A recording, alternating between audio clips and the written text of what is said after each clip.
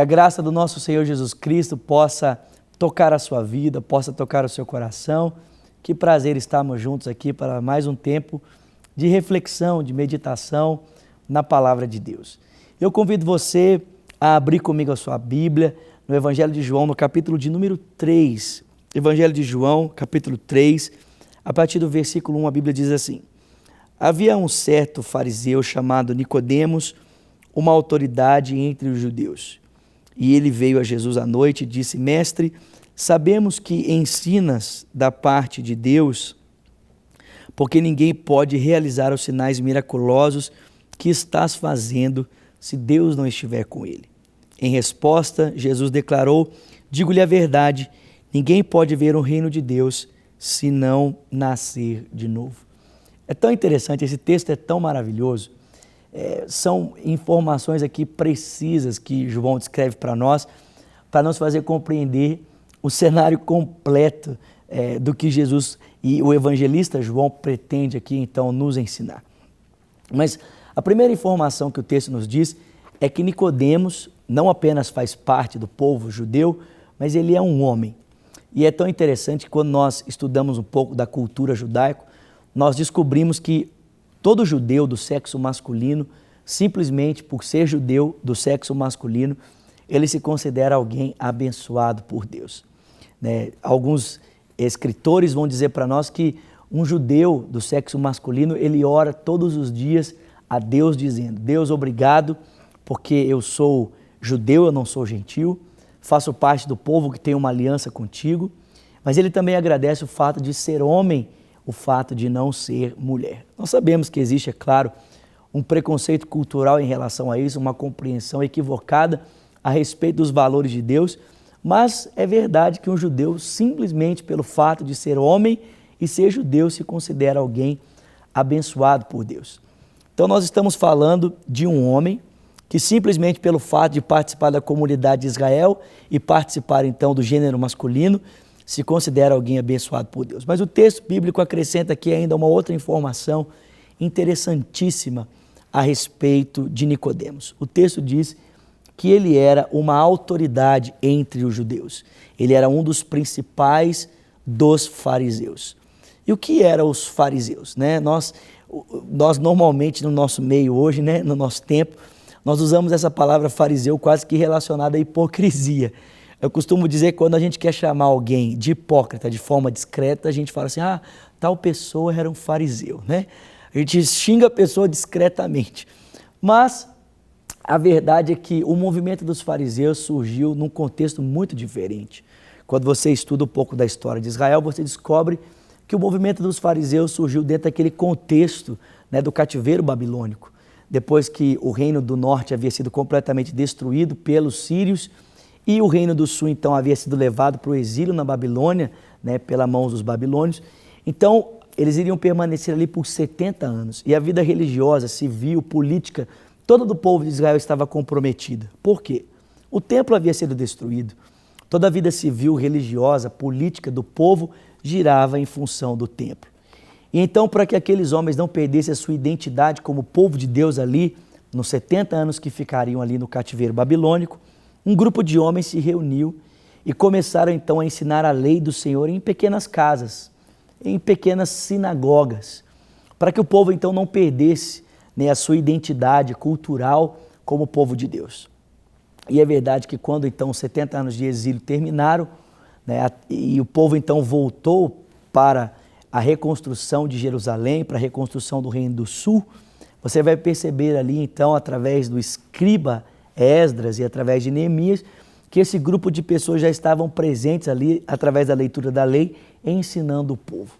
Mas posteriormente, esse grupo então, sendo tão zeloso da prática da lei, acabou criando leis para proteger a lei. Nós costumamos dizer que eram cercas para proteger a cerca.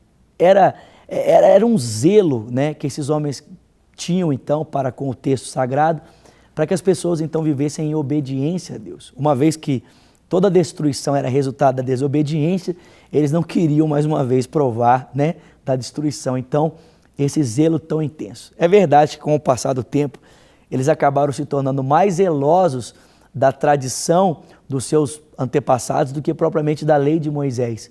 Mas, só para você ter uma ideia, um menino com 9 anos de idade que participava desse segmento dos fariseus já tinha decorado todo o Pentateuco.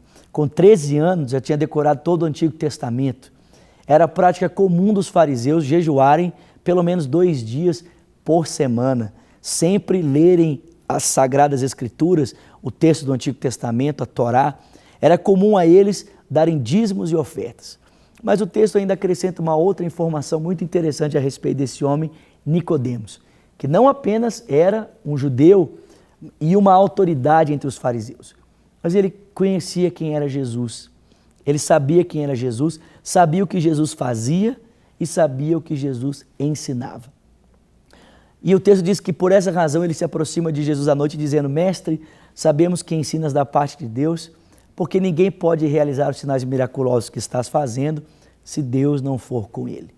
E a resposta de Jesus é muito curiosa, é muito contundente. Jesus diz: olha, Nicodemos, ninguém pode ver o reino de Deus se não nascer de novo, né? Usando aqui as palavras do Ariovaldo Ramos, parafraseando as palavras de Nicodemos, o que Jesus quis dizer foi: olha, Nicodemos, você diz que passou por uma porta e que por passar por essa porta você está enxergando alguma coisa, mas na verdade você não passou por essa porta. E quem não passou pela porta não pode ver o que você diz que está vendo. É tão interessante, gente, que não é tanto o conhecimento do que Jesus é capaz de fazer que nos faz ter um relacionamento com Jesus, mas é exatamente o quanto desse poder opera em nós. Não é apenas saber do que Cristo é capaz de fazer, mas é ver Cristo fazendo isso em nós. É por isso que Nicodemos não podia ver o que dizia que estava vendo, porque o conhecimento que ele tinha era um conhecimento que não tocava a sua vida, era um conhecimento que não tinha relação com a vida dele. Ele sabia que Jesus era mestre, ele sabia que Jesus operava milagres e ele até mesmo tinha uma boa procedência religiosa, de acordo com os padrões daquela época, mas aquele conhecimento não tinha relação com a vida dele.